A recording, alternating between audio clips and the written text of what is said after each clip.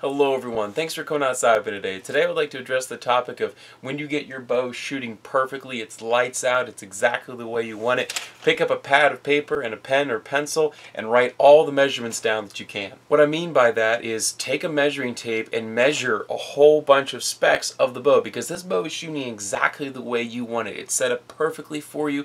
It's exactly what you want to be shooting. So take the exact axle to axle measurements. Measure from the bottom of the cam to the middle of the D-loop. Measure from the middle of the peep sight to the middle of your D-loop. Measure the exact brace height as it relates to what you have it set up. Measure your tiller for exactly what it is. If you have the opportunity, put the bow on a draw board and measure the exact draw length. Not what you think it is. My bow I think is set to 30 inches, but it actually comes into 30 1/4, which is perfect for me.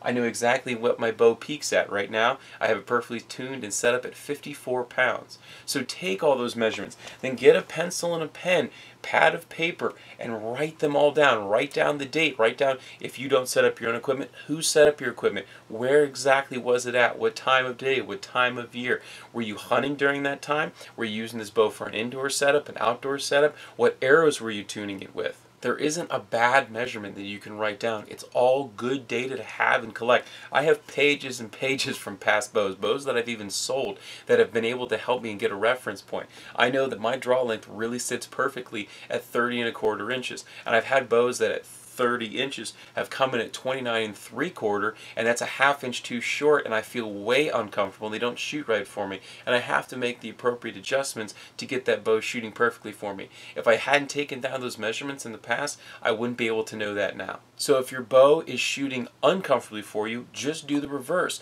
Take the measurements and then adjust it, and then figure out where it was at that made you shoot poorly or was uncomfortable in its shooting, and now where it's at when it's in the sweet spot. So I hope that's a good tip for you. I hope you're able to get outside and tinker with your own equipment. I hope you're able to enjoy the sport of archery, and definitely archery hunting if you so choose, and of course enjoy God's beautiful creation, and we'll get to see you next time.